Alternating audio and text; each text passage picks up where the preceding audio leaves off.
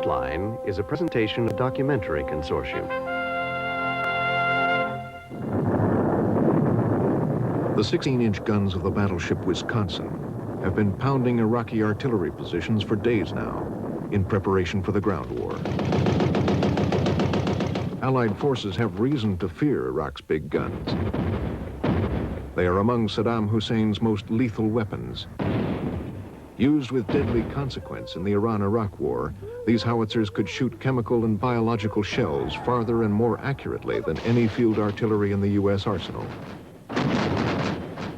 What are those guns? Is that an accurate statement? Isn't that a superior capability he has? It's a question the U.S. prefers not to answer. We have heard about those reports, but we can't confirm them. Tonight, the story of those weapons and the man who made them. He certainly was, as far as artillery equipment was concerned, an absolute technical genius. How did the U.S. support this man? And what were his secret dealings with Saddam Hussein? And who killed the brilliant arms designer last March? Tonight on Frontline, the man who made the supergun.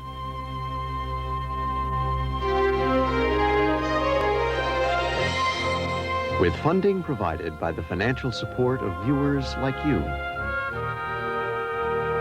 and by the Corporation for Public Broadcasting. This is Frontline.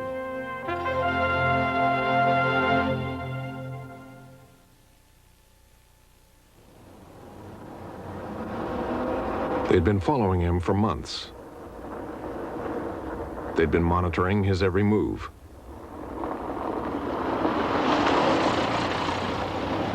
Yet as he drove to his Brussels apartment on March 22nd, 1990, Dr. Gerald Vincent Bull had no idea that tonight he was the target of a hit squad.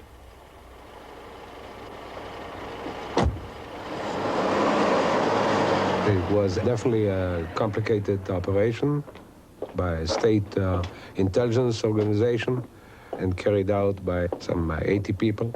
Was outstretched for almost 2 years. For the last time, Gerald Bull rode the elevator to his apartment.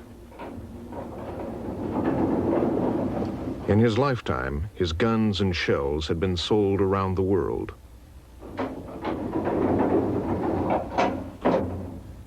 The weapons he'd designed were known for their deadly accuracy. Now, the knowledge he carried in his head had become too dangerous. His killers were waiting for him on the landing of the 6th floor. As he fumbled for his front door key, he was shot 5 times with a silenced automatic. The execution of Jerry Bull was definitely not a lone assassination, but a state execution of an enemy of the state. He was buried in Montreal. He'd always inspired intense loyalty, and the church was full. Charles Murphy was his lifelong collaborator. Jerry Bull was a person who had a deep impact on a number of people around him. I could see the impact from his funeral, where there were 600 people there who came from all over the world, from all periods of his life, from the time he was a graduate student, the time he was in prison, the time he worked in Europe.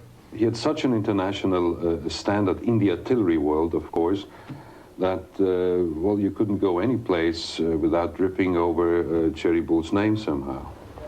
Bull's death only added to his legend and to the mystery surrounding his latest and biggest project. Within a week or 2 weeks after the execution of Bull, you have an avalanche. You have companies under investigation. You have the British Customs and MI5 moving very quickly. You have material appearing in the UK. You have the same thing all over Europe. British Customs had seized 8 crates. Inside them were 8 huge steel tubes. The manufacturers claimed they were part of a petrochemical plant ordered by the government of Iraq. But British Customs had been tipped off that they were part of a weapons system, one that had been forged and milled to the exacting specifications of the late Dr. Bull. Put them together, and you have the world's biggest gun barrel, over 3 feet wide and over 100 yards. But artillery experts questioned how a gun made of sections could contain the explosive pressures needed to fire a projectile 1,000 miles or more.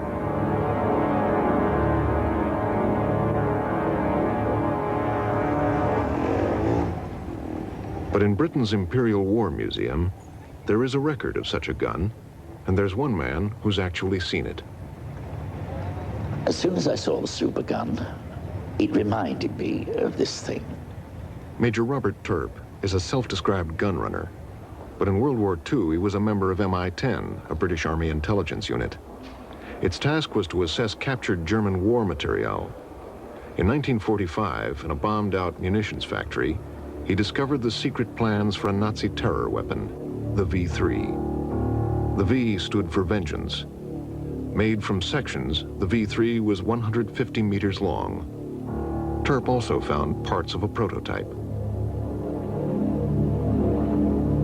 And it was in bits. It looked like a heap of plumbing. It was a set of tubes, 30 millimeter caliber, each about 2 meters long, that screwed into each other. We took 2 or 3 of these lengths out and bound them together, and it fired, and the gun didn't blow up. I'm convinced that Bull's design was based on that original design. Turp wrote a technical appraisal of the V3. His report was added to the files of captured Nazi war secrets, filed and forgotten. Somewhere in the War Office there must be a report. I wouldn't be surprised if one of these reports isn't somewhere in the Pentagon. But remember, it was in 1946, 47. In 1946, Gerald Bull was only beginning his journey into the world of ballistics. At the age of 16, he had entered Toronto University as an undergraduate. Classmates remember him as high-spirited. He enrolled in the engineering faculty and studied aerodynamics. Did you like Jerry Bull? Oh, yes, of course I like him. Well, Instantly, sort of? Well, I don't know whether instantly, but I basically liked him. He was obviously a bright young man who did well and made sense. Bull did his postgraduate work at the Institute of Aeronautics, where at the age of 22 he became the youngest PhD in Canada. Here he once worked round the clock for 3 days building a wind tunnel able to generate speeds of 3,500 miles an hour. Bull wasn't the most brilliant student in his class. He was more of a hands-on engineer than a theoretical scientist, but he did command attention, and he had enormous tenacity. Of course he was very stubborn, but I think stubborn people, provided they do things right, are very valuable, because that's how something happens, in fact. It doesn't happen through 10 committees that dilute things and end up with possibly nothing. Previously classified film preserves an image of a brooding Dr. Bull. The Cold War had just begun, and defense work provided a fast track for smart engineers. It is typical of the man that he was willing to get his hands dirty, lifting the prototype of an air-to-air missile onto its primitive launching sled. He's a brilliant engineer. He was a doer. He wanted to build things. He wanted to do things other people couldn't do. He wanted to promise to do things that people said couldn't be done. The wraps are taken off secret Canadian defense research for the first time at Valcartier near Quebec City. Here at the Canadian Armament Research and Development Establishment, a team of experts have been working since 1945 to create weapons that will blunt a possible attack by intercontinental ballistic missiles. Developing rocket systems for this early Star Wars system meant more work in wind tunnels. But testing models in hypersonic wind tunnels was time-consuming and expensive. Bull had a brilliant alternative. Why not shoot them down the barrel of a gun? Adapting existing technology was the nature of Bull's genius. He did very smart things at Cardi in a very simple way.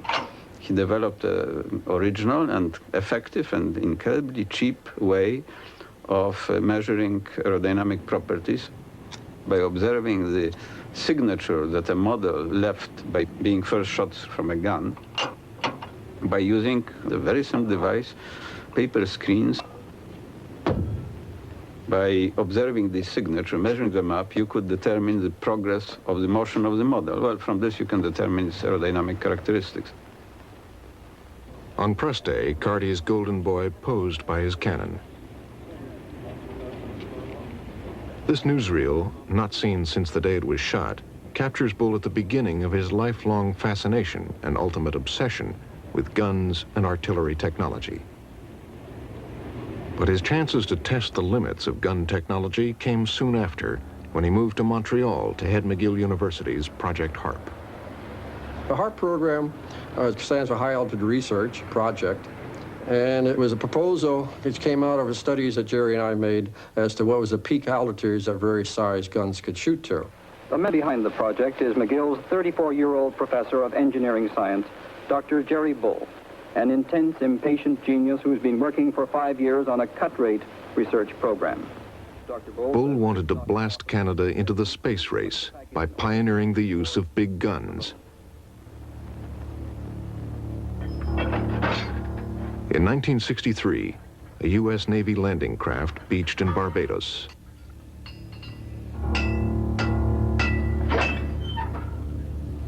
The U.S. Army and the Canadian government were funding HARP. A 16-inch cannon with a barrel 60 feet long was to be Bull's mammoth test tube. I'm reporting to you from Barbados, where this week McGill University entered the operational stage of its Project HARP, High Altitude Research Program. It's as unlikely a project that ever jointly involved a university, half a dozen Canadian companies, and the United States Army. The U.S. Army presence was a sensitive issue at HARP, where Dr. Bull liked to stress the peaceful purpose of his projectiles. These were 10 minutes for Dr. Jerry Bull. Years of calculation, trials, and errors would soon be put to the test. Would the projectile behave as miniatures had in the laboratory? More than 60 cameras were on hand to record the shot. The cannon was elevated to 80 degrees, higher than any of this type had ever gone before. Cameramen were moved away from their sight. As the countdown continued, Dr. Bull was the last to seek refuge in the HARP bunker.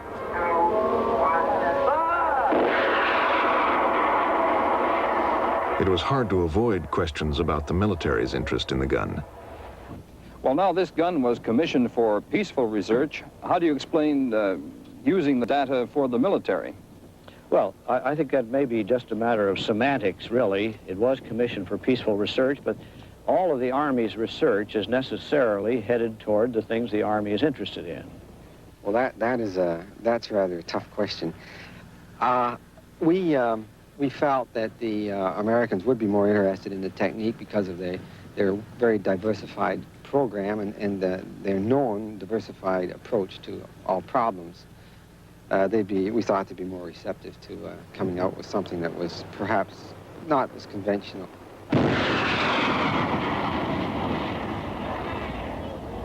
It was during HARP that Bull began searching the military archives for the secrets of Germany's master gun builders of World War I. They had produced a 420-millimeter howitzer called Big Bertha. They'd also designed giant coastal batteries and a long-barreled gun with a range of 60 miles or more. Jerry's concern was always what could he do bigger and better? What forefronts of engineering capabilities could he push? And during the HARP program, obviously, we'd used all the guns that were available then. In the process of doing that, we got particularly interested in what's called the Paris gun, developed and used in the spring of 1918. Built by Krupp, the Paris gun shelled the French capital from a range of 75 miles. It was the first city-busting terror weapon, but the Germans destroyed it immediately after the armistice. It was one of the mysteries in the post-World War I era, exactly what happened to all the ballistic data that was involved with the Paris gun. Gradually, it has emerged that Bull himself had quite a hand in unearthing a lot of it and remodeling most of it using computers. Bull and his partner Charles Murphy actually wrote about the Paris gun. In their book, they calculated the gun's geometry and its internal ballistic behavior.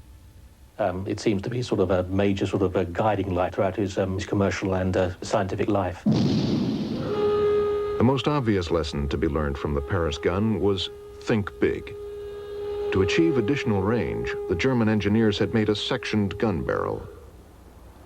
Bull did likewise, joining two 16-inch Navy guns together. In 1966, Bull's launch team set the world altitude record for a gun-fired projectile. Bull was aiming to enter the space race with his big gun. Obviously, one difficulty of shooting from a gun is that you have very high accelerations. What's higher than a rocket? A rocket might have acceleration of 30 or 40 Gs. In the case of the 16-inch gun, we had accelerations like 20,000 Gs. So with accelerations that size, you had to worry about designing your payload to withstand it. Unless this problem could be solved, it would be impossible to shoot sensitive electronic packages into space. Simply increasing the amount of propellant would damage the payload and wear out the gun. But doubling the gun's length would halve the acceleration because the payload would have twice as far to travel to achieve the same speed. A longer gun also needs less propellant to achieve the same range. And the natural thing to do is say, well, we got a 16-inch gun, what would a 32 do? Twice as big.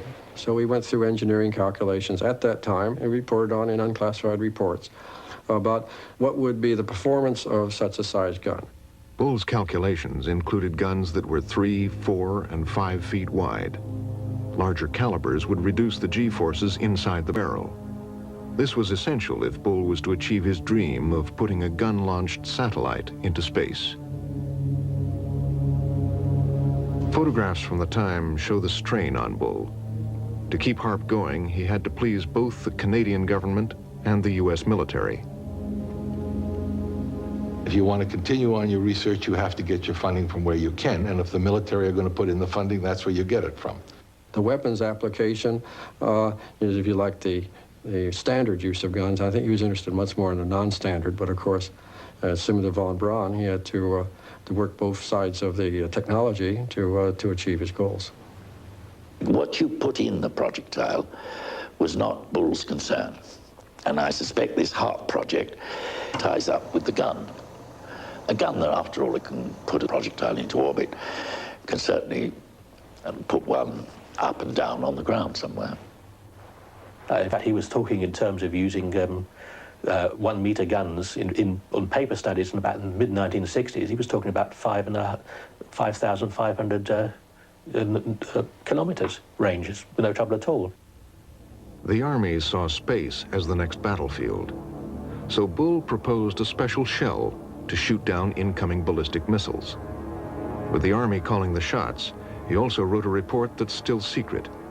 It dealt with the homing devices, ballistics, and terminal guidance systems for a gun-launched orbiting nuclear bomb. For the Canadian government, HARP was becoming too militarized. It withdrew its funding. I would say the Canadian government in the first years of 1950s lived up to everything I had expected. That is, we couldn't be as big as the Americans or get involved in that stuff, but we could be the best in what we're doing, and that was important. It was when the idea of having the best of something dropped into being mediocrity and just doing nothing, that's a disheartening thing. In 1967, the big gun fired for the last time. The Pentagon had pulled out in favor of missiles. Bull lost his funding in the U.S. and Canada. I suspect that perhaps he just made too many enemies, because certainly he was not prepared to put up with nonsense. And he cut the red tape in many places, I'm quite sure of that. He's famous for a remark he made on one occasion referring to some of the people in headquarters as cocktail scientists. And this created a very difficult atmosphere on those who felt he was referring to them. And I'm sure they remembered that for some time. Desperately disappointed, Dr. Bull returned to Quebec. Here, he acquired an 8,000-acre site that straddled the border between Canada and the U.S. He went into the arms business with a company called the Space Research Corporation. From the air, it was possible to make out a firing range, and on it, a big gun, just like the one on Barbados. There's no doubt where Bull's heart lay, but for the moment, his long-range dreams had to be put on hold. He had some contracts with the U.S. Defense Department, but he needed new customers, and what they wanted were smaller, conventional weapons. Once again, Bull showed his genius for making new technology from old. Bull's corporation produced a package for Third World armies to modify and upgrade old gun systems. And he began to rethink conventional artillery assumptions from barrel to breech. The result was his own extraordinary invention, the Gun Canada 45, the prototype for a new 155mm howitzer. Later versions bore Dr. Bull's signature, the longer barrel, which to this day can outshoot anything in the armories of NATO or the Warsaw Pact. Artillery specialists came, saw, and were impressed. I met him once when I was in Canada in the late 1970s, when we were taken over there just to see the GC-45. That was demonstrated coming into action and firing a number of rounds. Basically, he developed a 45 caliber barrel, and it enabled you to fire a 155 projectile to a range of 40 kilometers, almost double the range of existing artillery at that time, and to do it with accuracy, because that is what counts. Bull's work on ballistics was considered so valuable that in 1973, by special act of Congress, he was made a U.S. citizen. He had developed a brand new shell. Bull's extended-range, full-bore 155mm shell had base bleed at the bottom end. This released burning gases and reduced drag, giving it a range of 24 miles, 6 miles more than the standard NATO shell. Tests also showed it had twice the terminal lethality of its NATO counterpart. The shell should have been a winner, but perhaps because Bull was still the outsider and not part of the Pentagon old boy network, the U.S. Army didn't buy it. But Bull had gone into production. He desperately needed a large order. Then he found a customer, but with catastrophic results. His legal troubles began in 1977. This ship, the Tugela-land, was carrying a cargo of space research shells and gun assemblies. It was a voyage which violated a UN arms embargo and broke the laws of Canada and the United States, because the Tugela-land was bound for South Africa. South Africa's army needed Bull's shells for its war against the Marxists in Angola. Washington had tilted toward the South Africans in the war, and supplying Bull's shells to them would serve that policy. The CIA promised to help. For them, it would be a deniable operation. The way it would be handled would be that South Africa would be told where these rounds were available, these 155 rounds, and that they could contact and make the arrangements themselves. The case officer was a Major Clancy. Clancy would definitely have been following orders. He would have been working with Africa Division Chief on this. Major John Clancy III was the CIA paramilitary officer given the job of finding shells for the South Africans. Through a CIA arms dealer, he was put in touch with Bull's Space Research Corporation.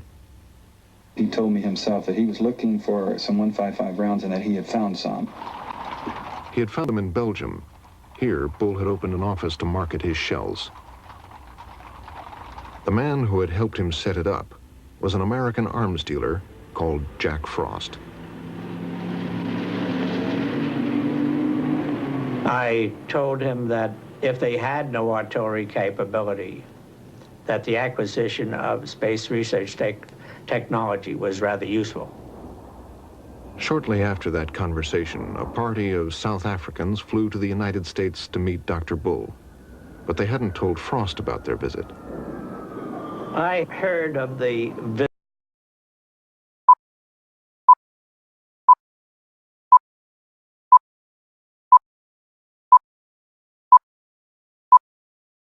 visit to SRC by a friend of mine who described it this way: as a load of money to be made. The South Africans are in here doing all kind of business. The visit to space research infuriated Frost, who feared he was about to be cut out of his 10% commission by Dr. Bull. I immediately called SRC Dr. Bull, and he admitted he had a visit. And at that point, I said, well, you can't continue this because it's illegal, and you better stop immediately. His response was, well, Jack, we don't think we'll do anything because it looks as if it's too chancy. To make doubly sure he wasn't being double-crossed, Frost informed the United States Office of Munitions Control that Bull and the South Africans were discussing breaking the arms embargo, but it made no difference. Within weeks, Bull ordered 60 cannon barrels and 50,000 semi-finished shells from a U.S. Army munitions plant.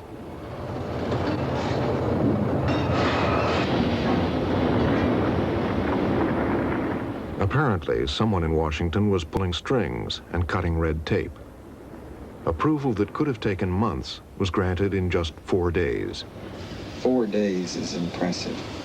They gave it a top priority. They concentrated on it and pushed it through. It wasn't put on a back burner. It wasn't committed out. Altogether, Bull smuggled 50,000 shells worth $30 million.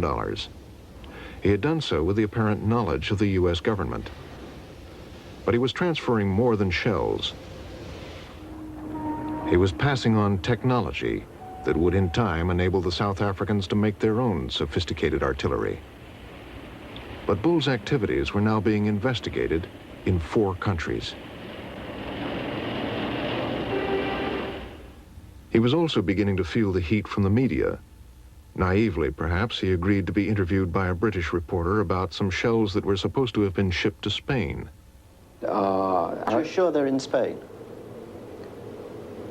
I know that well, yeah, some of our people said they've talked to them and seen them in Spain, and according to what we've been told, they were re-exported out of Spain on a ship called the Breezan, and it gave its destination as Canada. Only guess what? Where did it go? South Africa. To South Africa. I haven't got it. We'll certainly check it. Now back home in the U.S., Bull was also being investigated by Special Agent Larry Curtis of the U.S. Customs Service. He was surprised to find evidence leading to the U.S. government.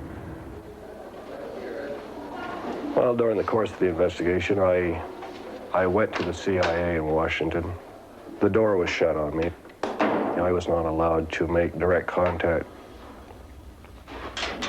He also found the letter from the arms dealer Jack Frost to the Office of Munitions Control. He had information which he had supplied to the Department of State prior to our investigation. Nothing, to my knowledge, was followed up on of his original information. Is it safe to kiss older women? But the evidence against Bull was mounting. Behind the smiles, his life was falling apart. His companies were going bankrupt.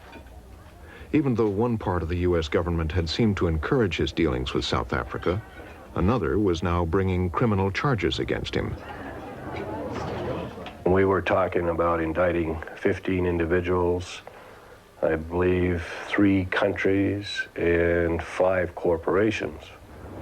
But then, the weekend before the trial, Bull and his partner, Rogers Gregory, went into a huddle with the U.S. attorneys.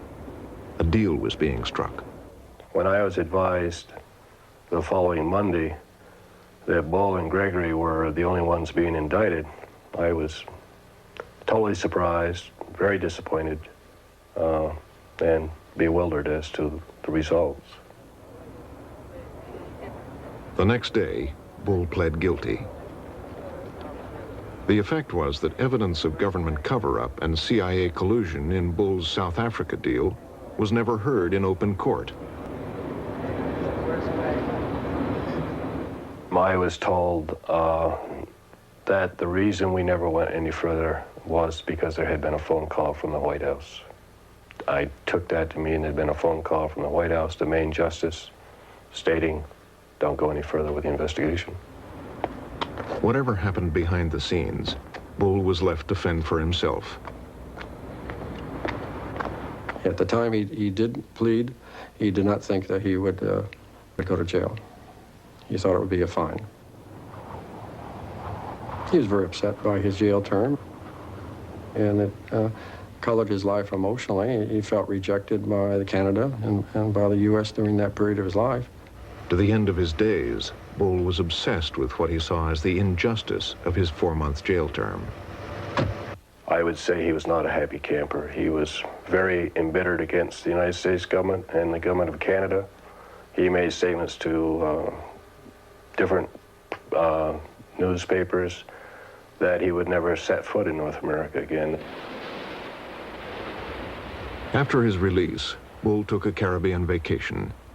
He rested up, took stock, and gave vent to his feelings to Canadian television.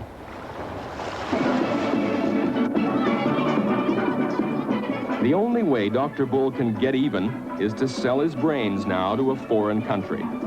He says he's turned his back on Canada for good. I feel more than betrayed. And I feel that all of the memories and all the traditions and everything that I thought the country stood for has been betrayed. They think they've degraded me. They haven't. They think they've broken my spirit. They haven't. What I did and what I built, to see it cheapened, to see people trying to degrade me personally, is common criminal. For what?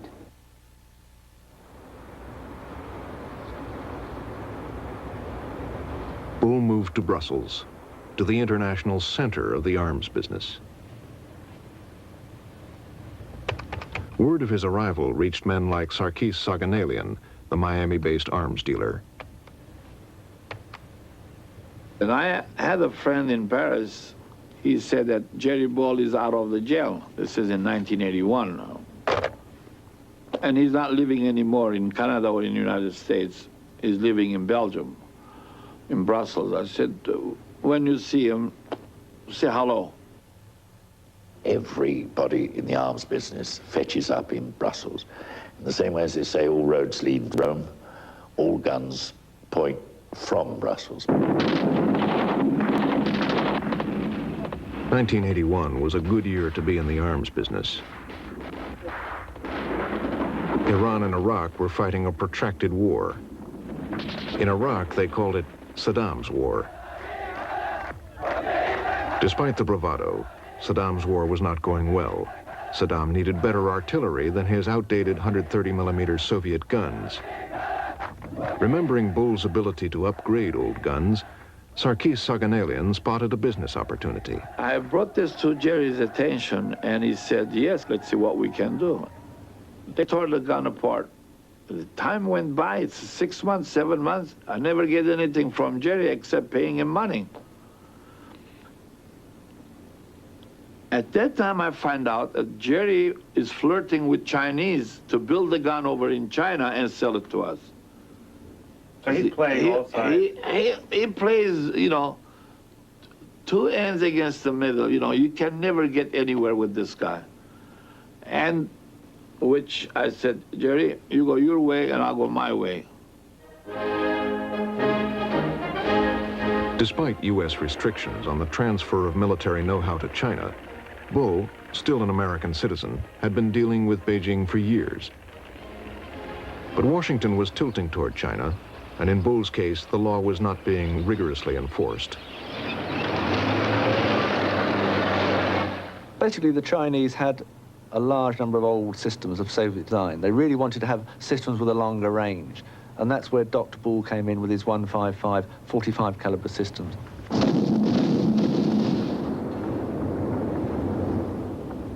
It was the South Africa story all over again.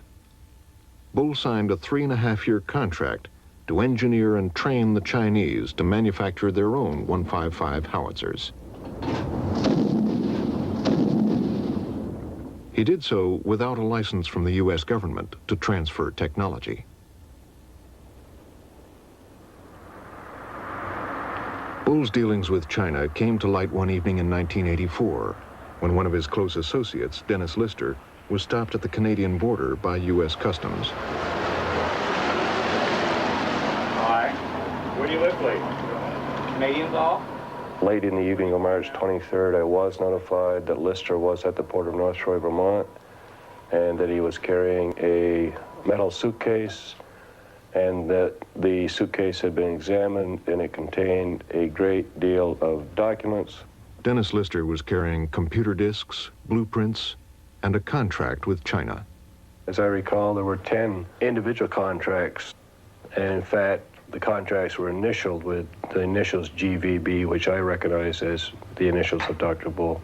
The contracts had an estimated value of approximately $25 million.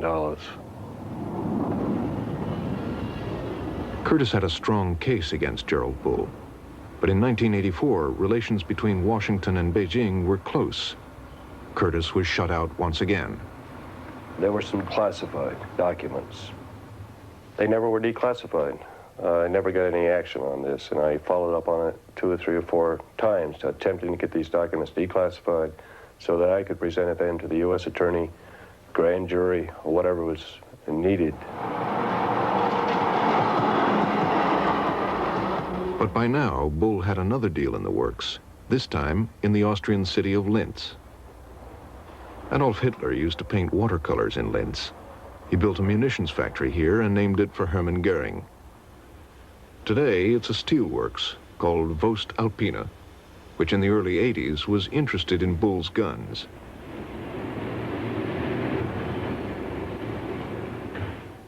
Dr. Gerald Bull, he was a very outspoken man. He was an interesting character.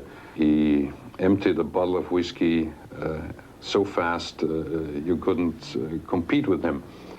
On the other hand, he certainly was, as far as artillery equipment was concerned, an absolute technical genius. Voest-Alpine bought a license to manufacture Bull's GC-45 cannon.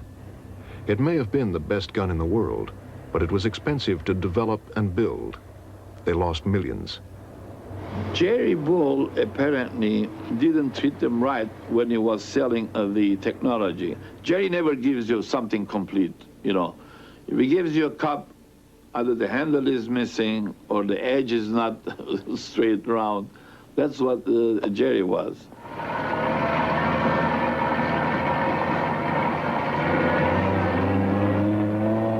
But in the end, the Austrians smoothed out the bumps in the system.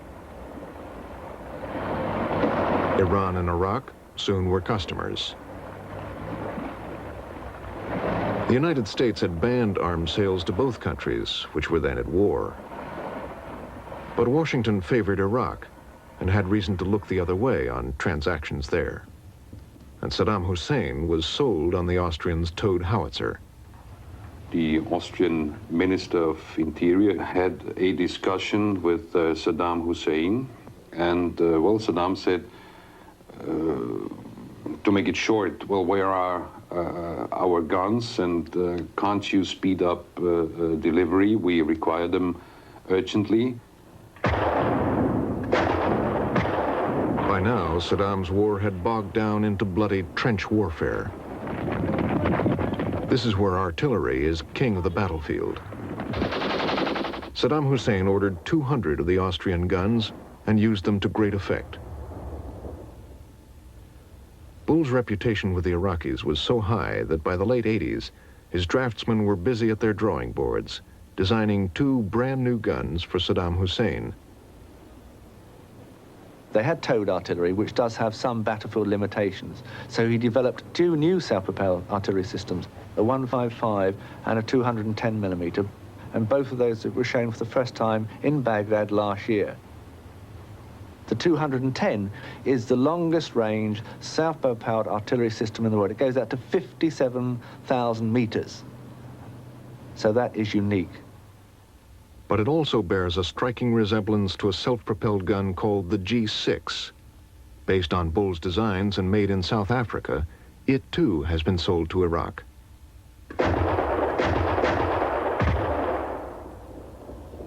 The South Africans have also sold 200 of these to Iraq. It's the G5, a direct copy of Bull's own GC-45. We have clear evidence that American technology has been illegally exported to South Africa. From there, it has been re-exported to terrorist nations, to Iran, to Iraq. Congressman Howard Wolpe's House Foreign Affairs Subcommittee investigated Gerald Bull's dealings with South Africa and the U.S. government's involvement. The bottom line here is that because we have been so lax in our enforcement of American laws, we are now finding American-made technology in the hands of the Iraqi forces that are pointing their cannon at American soldiers. I mean, that's outrageous. Bull's guns can fire high explosive, chemical, biological, and possibly nuclear shells. They fire farther and are more accurate than Allied guns. Saddam Hussein has bought 200 from Austria and 200 from South Africa. Bull's howitzers are now in the front line of the Gulf War.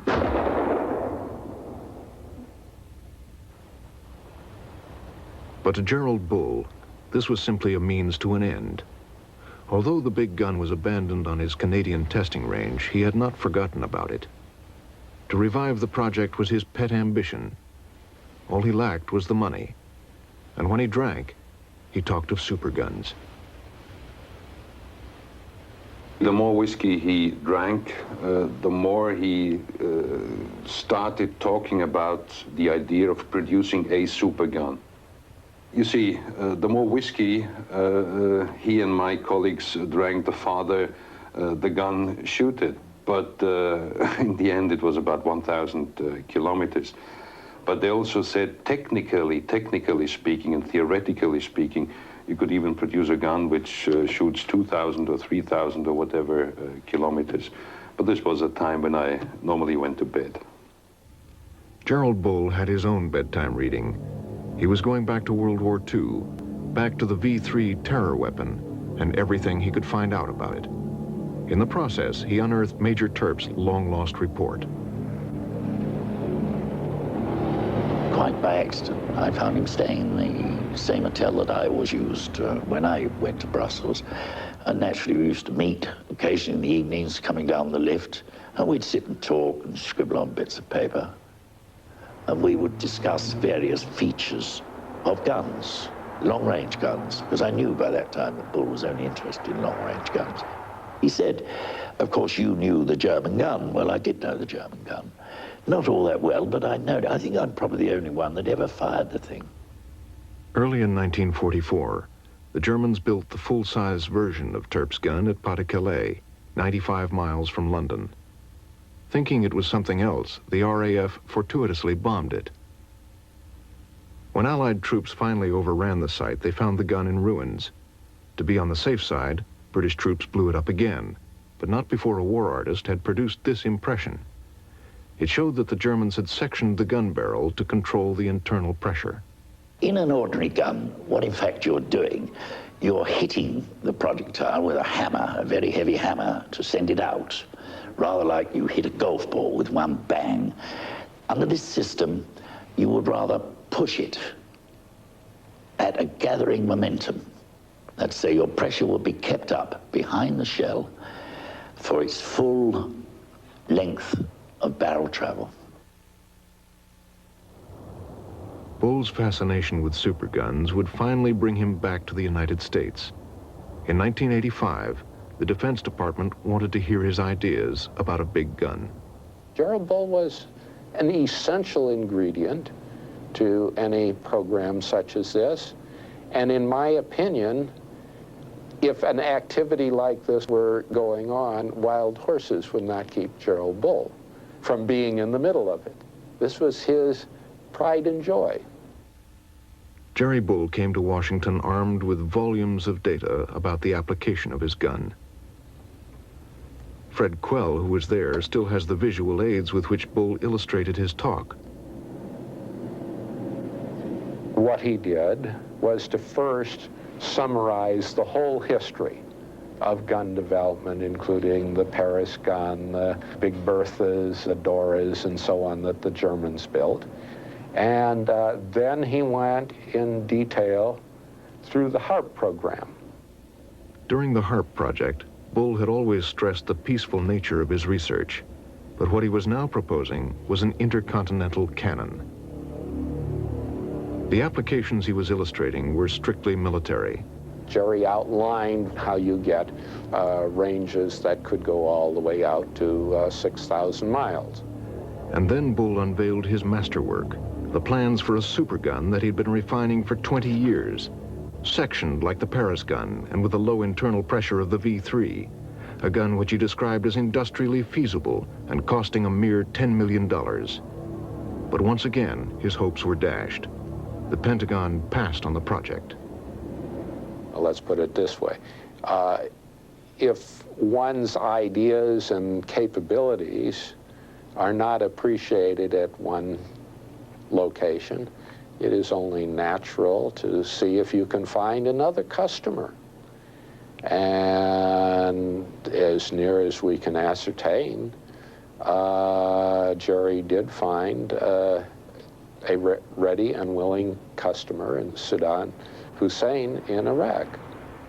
The best evidence suggests that Bull was in Baghdad in 1988, and that was the year Saddam Hussein gave the go-ahead for the supergun project. A cheap, simple strategic weapon, its attractions for Saddam Hussein were obvious to Israeli military men. They don't have their superiority. They don't have the know-how in final guidance. And therefore, the last solution that they can have, it's the supergun. Take in the case of Iraq, you only need two guns, possibly one facing east, one facing west, and you can command most of the Middle East.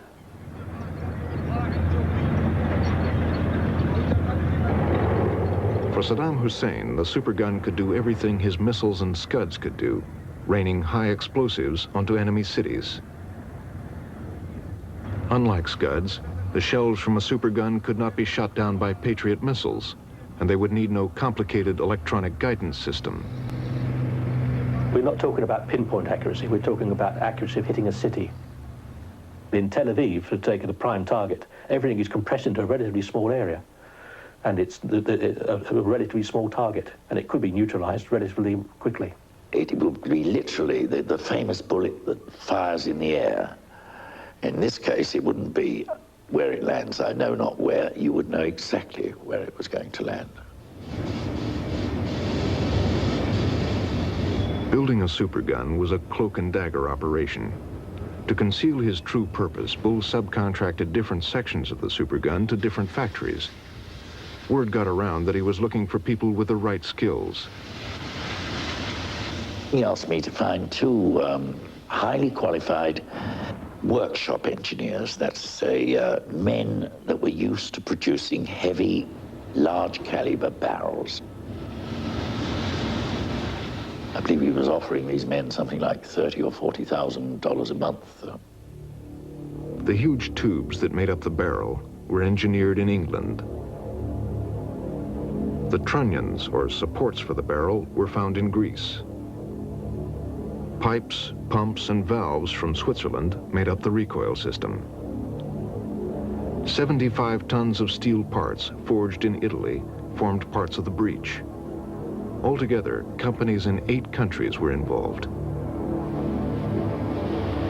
Now, Dr. Bull spoke to me about powder, and he was obviously very interested in the types of powder used. In a gun like this, you will want a comparatively slow-burning powder. Bull's powder was made at a factory in North Belgium. The workers were paid extra money, and the work was done in great secrecy. But then the factory's parent company went broke and was taken over by a British company headed by Dr. John Pike. When Pike entered the headquarters of his new acquisition, he found a highly suspicious contract in the company's files. It was a contract for the supply of 2 types of a particular gun propellant. The gun propellant was not in itself unusual. It was the sort of propellant that can be used for a number of different systems. However, what was unusual is the actual physical size of the pieces of propellant that were to be supplied. Pike also came across a memo written to Dr. Bull by his associate Dennis Lister. In it, Lister detailed the test results for two kinds of propellant. The Belgian factory had been making propellant for two systems, one 350mm prototype and a huge 1000mm gun. That's a 39-inch diameter. The story is that the System 350 propellant was intended to be used as the propellant for this experimental gun. Once the experimental gun was working, then the 1000mm system gun could be finally designed. Its propellant could be finally designed. The tubes seized in England came in two sizes, 350mm and 1000mm. Reportedly, the 350 had been tested in 1989. Later that year, a firm order was placed for the 1000mm propellant.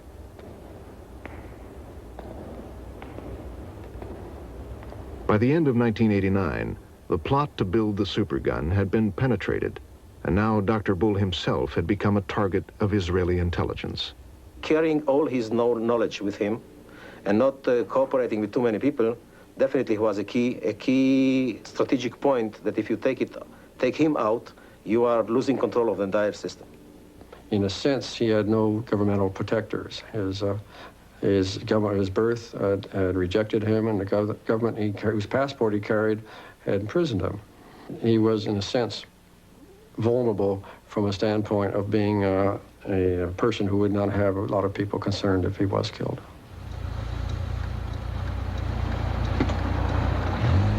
Bull apparently knew his life was in danger. He told friends about threats from Israeli intelligence, Mossad. An Israeli journalist who specializes in intelligence matters, David Halevi, investigated Bull's death for Frontline. His account is based on briefings from a senior officer in Israel's Ministry of Defense, a top Mossad official, and conversations with two field agents. Another warning was offered to Bull. The guy saying, "Sir, if you carry on, we will have to take harsh action against you, against your companies, and against the people involved with you." I basically walked away from the meeting. I mean, he said, "I don't want to listen, I heard enough." With Bull, it was a lost case. His fate was sealed. Two teams of assassins arrived in Brussels. One team waited at his apartment building, while another was outside the office as Bull was picked up to be driven home. Only days before, his prototype gun had been tested in Iraq. It seemed Bull's lifelong ambition to build a supergun was about to be fulfilled. And the moment he leaves the office, they click on the closed-circuit network indicating that he left the office, that they are following him. Bull was apparently oblivious to the danger he was in. The moment he entered the apartment building, 2 clicks. And while he is going up to the 6th floor, the team that was in the apartment building, waiting in ambush, is rushing to the 6th floor through the emergency staircase, not using the elevator. Jerry Bull and the team appear together at the entrance to his apartment. One guy opens fire, 5 shots. You don't hear any noise. The only thing you will hear is a whoop, whoop kind of noise. And they're gone.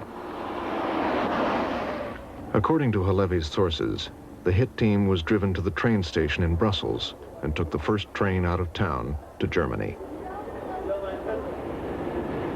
It had taken 5 bullets to end the plot to build the supergun. But Bull's legacy remains in the Gulf. At least 500 of his advanced 155mm howitzers, the best ever built, stand ready to be used by Saddam Hussein against Allied troops. And the supergun, will its design like the great guns of World Wars I and II, be rediscovered to be built by another Gerald Bull.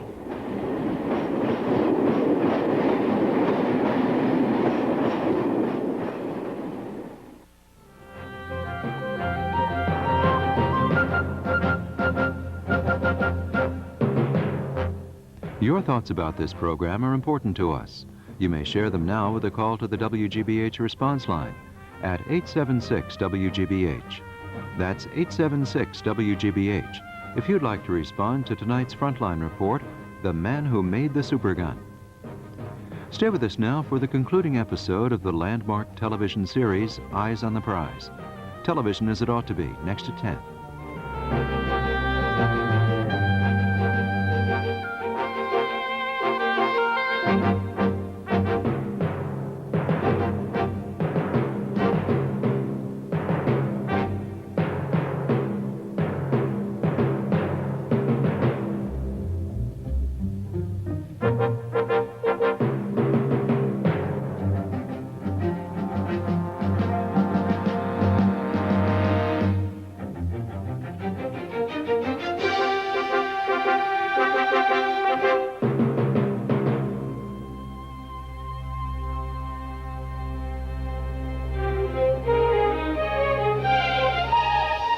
Funding for Frontline is provided by the financial support of viewers like you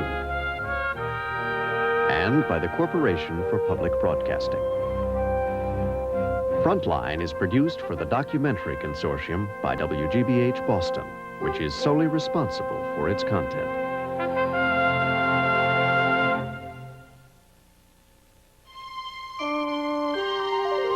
This is PBS.